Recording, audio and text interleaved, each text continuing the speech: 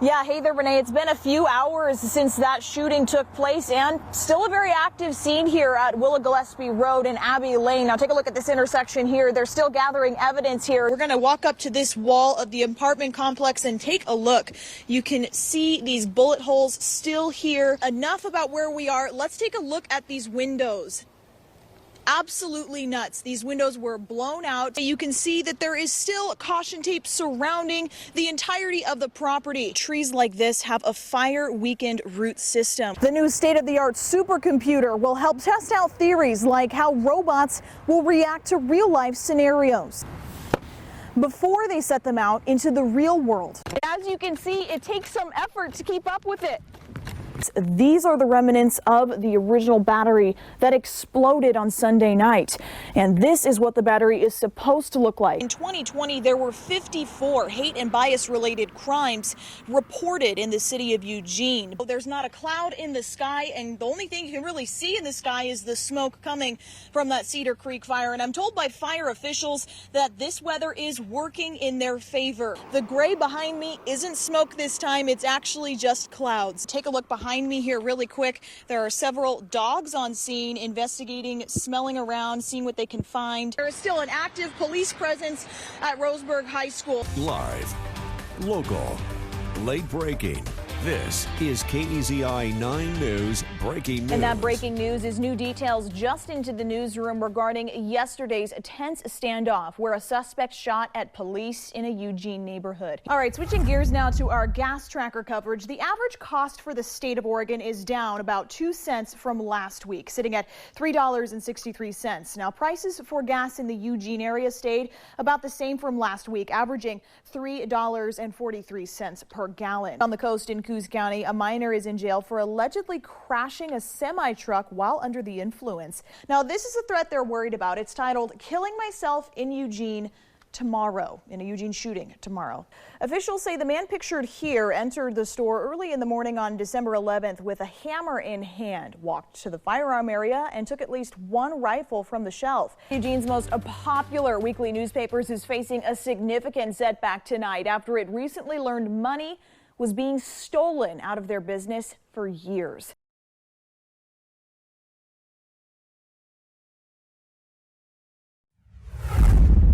"11 days. How's that been? It's been rough.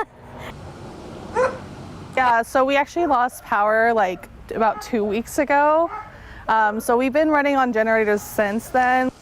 Snapped poles, uprooted trees, And just snap, snap, snap. even electricity running through yards.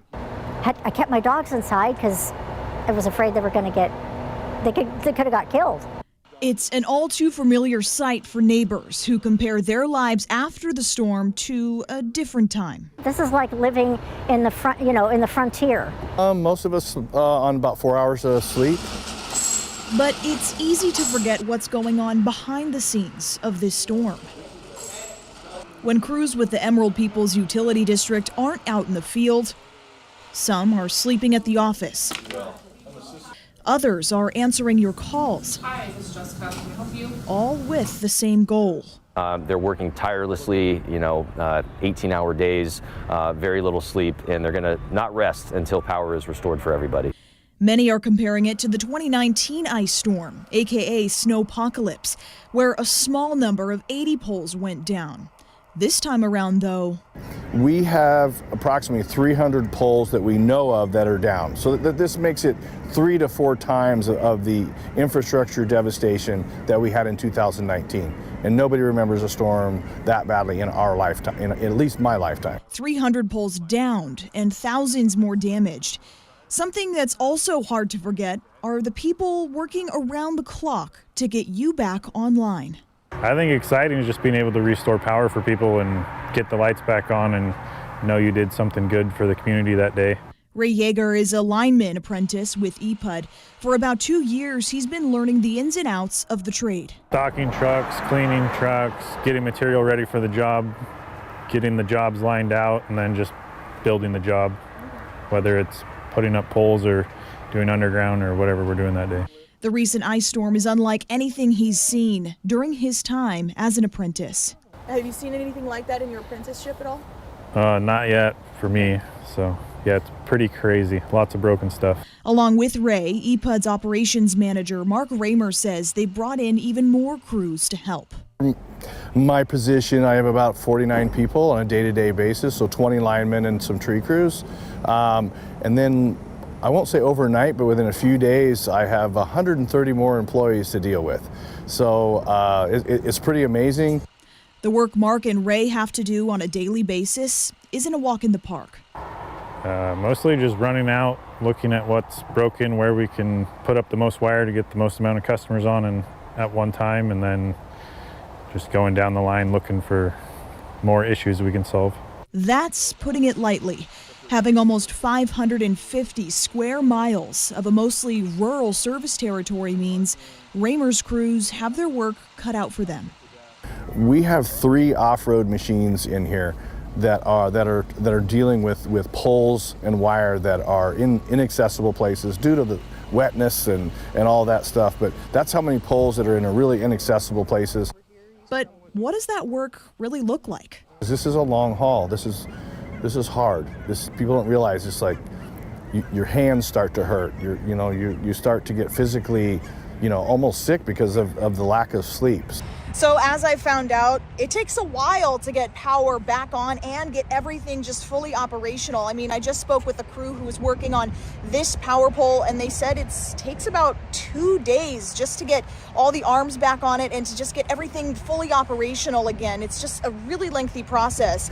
And as I'm out here, people are trying to get that power. There's a power line running into this area that's in someone's yard. So just trying to get it out of the way and make sure everybody's safe. It's just a lengthy process. You can see crews still working in this area. And even if they get people back online in this neighborhood, it's still going to take a while to fully repair everything. Watch your hood!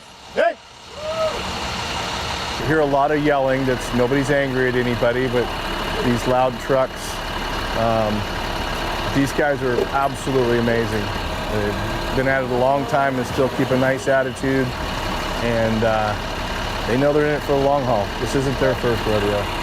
And a lot of jobs have heights that they deal with. Some people have trucks and equipment, and we have all of that plus electricity, so it makes it pretty exciting. On top of the long days and long nights filled with this tough labor, Raymer says something else that's added to the stress of his line of work. Wire theft. We send a crew out to do a job. 3 days ago, the wire was laying on the ground and off the road to make the public safe and dead. And then we send a crew out there to go repair it, thinking the wire is there. They just need to put new arms and poles up, and now the wire's gone. My estimate is between 30 and 40,000 feet is missing. So yeah, that's the frustrating part. Because that's not supposed to look like that, I'm guessing. That could be up to thousands of dollars for the company. Stolen wire also means neighbors might be waiting even longer to get their power back on. I go to Southern New Hampshire University, and so the power lines taking out the internet and stuff kind of made it hard for me to be able to do my homework on time. We're all in the same boat. Now, as we're seeing, nearly 2 weeks of backbreaking work, that can take a toll. And even linemen like Ray aren't immune to the impacts of severe weather. My house, we lost it for 9 days, I believe, maybe 10. I got a 1-year-old and a 3-year-old, and so yeah, it was stressful, but we were able to get a generator from a friend when they got their power back on. But something Raymer wants to make sure everyone knows. These guys are not robots. They're actual human beings that have families, and they're tired, and their hands hurt, their backs hurt, and they know they got another week or so of slogging it out. So just be patient with them. As I've also found, a little compassion goes a long way. Okay, everybody here in this neighborhood, we're all in the same boat. So it's like, we can complain and get frustrated, but, they're working on it. Be patient. We're working hard. It's just long days, long hours. Reporting in Lane County, Ariel Iacobazzi, KEZI 9 News. Picture this. I am formerly incarcerated of 27 years. You spend more than a quarter of your life behind bars. A number of people in my family died, and I started drinking, and as I kept drinking, I kept getting more and more violent. A series of decisions made that led to one irreversible mistake. And pretty soon I ended up murdering my grandmother. It hurt my daughter, and you know, when you cause harm like that, I don't think that you just leave that unattended. And going to prison gave me the opportunity to look at what ended me up there and how I hurt people. 27 years, that's a lot of time to think, to reflect.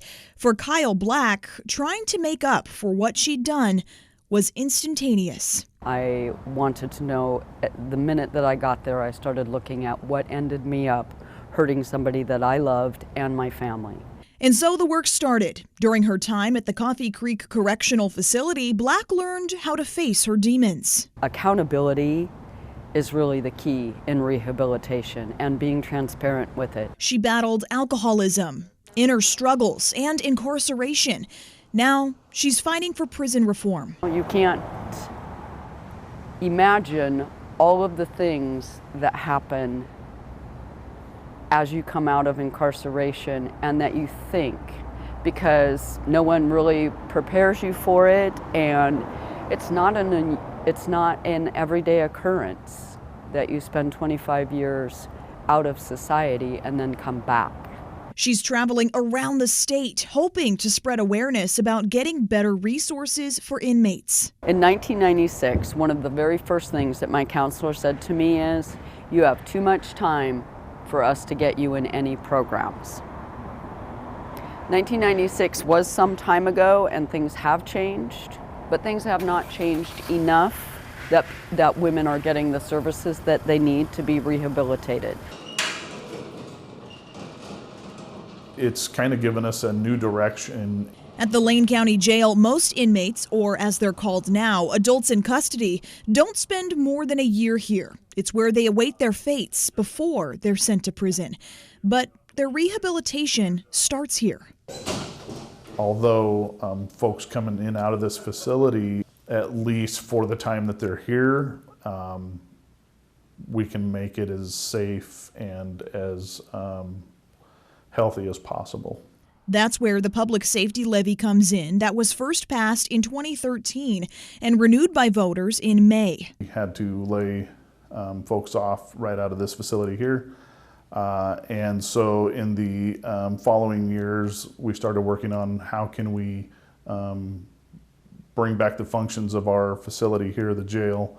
And so we put out for a public safety levy that was just to support the operations of the jail itself.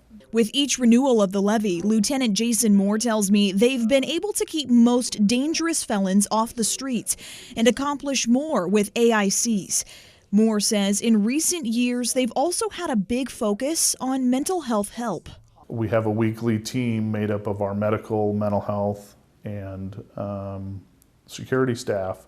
They meet and they discuss everybody in the facility that either is suffering from mental health issues or medical issues, that kind of thing, and how can we best serve them while they're in our facility. The Lane County Jail is one of the places where people can start changing their lives for the better.